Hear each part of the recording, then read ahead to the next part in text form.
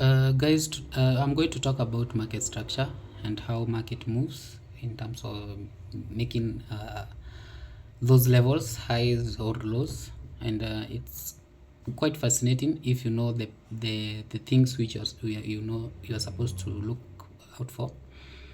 For example, we have the PD arrays, which ICT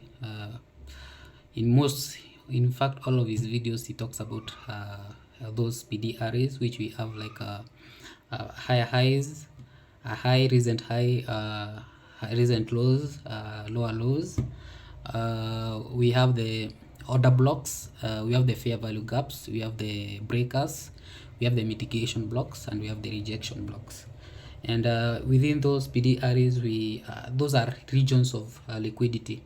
Those regions of liquidity is where those institutional banks and those levels tend to align themselves with their algorithm, because this is all algorithm. It's AI based, and if you know how to decode how market moves, I think it will be quite easier for you. It's, as ICT says, it's not a buying pressure or a selling pressure.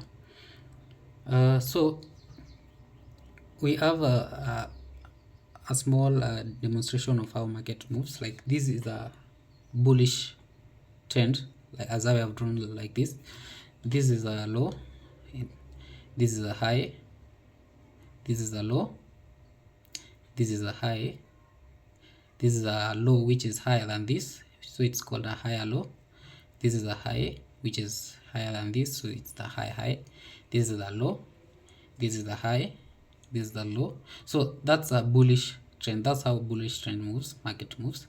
And how will you know that these bullish trends, the movement is the flow of being a bullish character is changing, and we are now changing this. We are shifting from a bullish trend to a bearish trend. First, you have to identify levels of liquidity, which I've talked about, like PDRs, which are order block fair value gap, from a higher time frame based chart. So the higher time frame, you can start with the monthly, narrow down to the weekly, narrow down to the daily. So for example, let's say in the higher time frame, we have a fair value gap in the higher time frame, like for example, in the monthly time frame, we have a fair value gap or a high, which, let's say this there was a high here. Let's say there was a order block, a fair value gap, a previous high, a breaker, mitigation block, or a rejection block. And once price reaches these levels and created a high and broke down this low, this will be our market structure shift. Now, price moves in terms of discount and premium levels, in which we have a discount after a liquidity has been taken. We have a discount level and a premium level. So once this market structure has been changed, once we have this market structure shift, within this move, we have our levels of PDRs from the current time frame that we have. Let's say this was a daily or a weekly time frame. Market was moving from this level to this level. Then we have our monthly time frame. It broke the structure here. Within this current level, we will leave again PDRs, the same PDRs.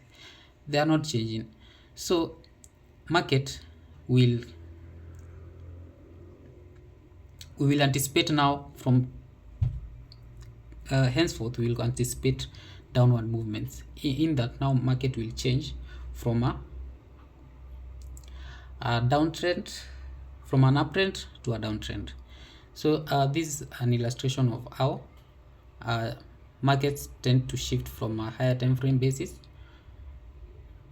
from a bullish move to a bearish move. Okay, so and when we have let's say we have a bearish move, and the market is currently on a downtrend, it reaches a point where it reaches a higher time frame PDRA. The same PDRAs, the order block, fair value gap, previous low, breakers, mitigation block, and rejection block.